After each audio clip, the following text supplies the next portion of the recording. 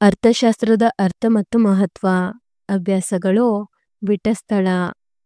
ಅರ್ಥಶಾಸ್ತ್ರ ಪದವು ಗ್ರೀಕ್ ಭಾಷೆಯ ಓಕೋಸ್ ಮತ್ತು ನೋಮೋಸ್ ಎಂಬ 2 ಪದಗಳಿಂದಾಗಿದೆ.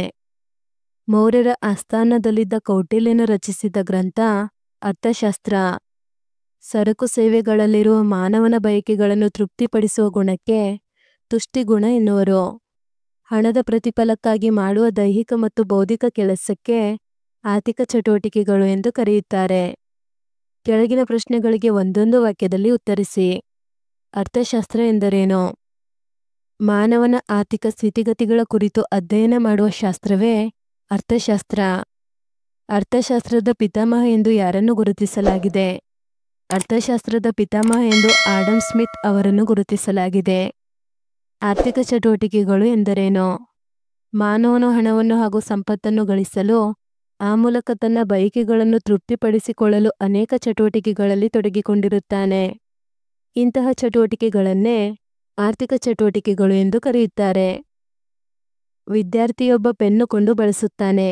ಇದು ಯಾವ ಬಗೆಯ ಆರ್ಥಿಕ ಚಟುವಟಿಕೆ? ಇದು ಅನುಭೋಗಿ ಆರ್ಥಿಕ ಚಟುವಟಿಕೆ. ಕೆಳಗಿನ ಪ್ರಶ್ನೆಗಳಿಗೆ 4-5 ವಾಕ್ಯಗಳಲ್ಲಿ ಉತ್ತರಿಸಿ. ಮಾನವನ ಆರ್ಥಿಕ ಚಟುವಟಿಕೆಗಳಾವುವು? ಮಾನವನ ಆರ್ಥಿಕ ಚಟುವಟಿಕೆಗಳು ಉತ್ಪಾದಕ ಚಟುವಟಿಕೆಗಳು, ಅನುಭೋಗಿ ಚಟುವಟಿಕೆಗಳು, ವಿನಿಮಯ ಚಟುವಟಿಕೆಗಳು, ವಿತರಣೆ ಚಟುವಟಿಕೆಗಳು. ಅರ್ಥಶಾಸ್ತ್ರವನ್ನು ನಾವೇಕೆ ಅಧ್ಯಯನ ಮಾಡಬೇಕು?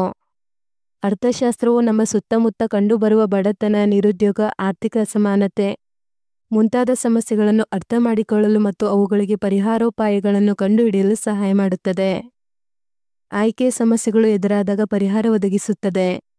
ಏನನ್ನು ಉತ್ಪಾದಿಸಬೇಕು, ಹೇಗೆ ಉತ್ಪಾದಿಸಬೇಕು, ಯಾರಿಗಾಗಿ ಉತ್ಪಾದಿಸಬೇಕು, ಯಾವ ಬೆಲೆಯಲ್ಲಿ ಉತ್ಪಾದಿಸಬೇಕು ಎಂಬ ಮೂಲಭೂತ ಸಮಸ್ಯೆಗಳಿಗೆ ಅರ್ಥಶಾಸ್ತ್ರ ಮಾರ್ಗದರ್ಶನ ಮಾಡುತ್ತದೆ.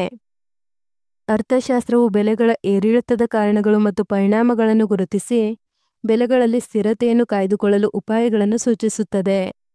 ಭೂಮಿ, ನೀರು, ಅರಣ್ಯ, ಖನಿಜಗಳು ಮುಂತಾದ ನೈಸರ್ಗಿಕ ಸಂಪತ್ತುಗಳು ಮಿತವಾಗಿದ್ದು, ಅವುಗಳನ್ನು ಮಿತವಾಗಿ ಮತ್ತು ದಕ್ಷವಾಗಿ ಬಳಸಿಕೊಳ್ಳುವುದರ ಜೊತೆಗೆ ಈ ಸಂಪನ್ಮೂಲಗಳು ಮುಂದಿನ ಜನಾಂಗಗಳಿಗೂ ದೊರಕುವಂತೆ ಮಾಡಲು ಮಾರ್ಗದರ್ಶನವನ್ನು ಸೂಚಿಸುತ್ತದೆ. ಆದ್ದರಿಂದ ಅರ್ಥಶಾಸ್ತ್ರವನ್ನು ಅಧ್ಯಯನ ಮಾಡಬೇಕು. ಕಾಲದಿಂದ ಕಾಲಕ್ಕೆ ಅರ್ಥಶಾಸ್ತ್ರದ ಅರ್ಥ ಹೇಗೆ ಬದಲಾಗಿದೆ?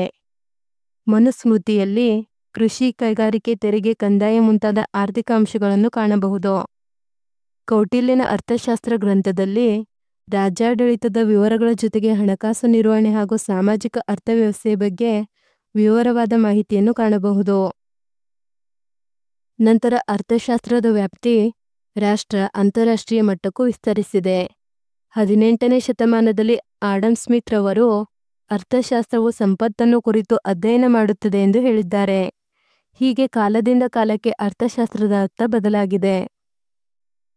ಧನ್ಯವಾದಗಳು. ಈ ವಿಡಿಯೋನ 1-2 ಬಾರಿ ನೋಡಿ ಹಾಗೂ ಪರೀಕ್ಷೆಗಳಲ್ಲಿ ಅತಿ ಹೆಚ್ಚಿನ ಅಂಕಗಳನ್ನು ಗಳಿಸಿರಿ.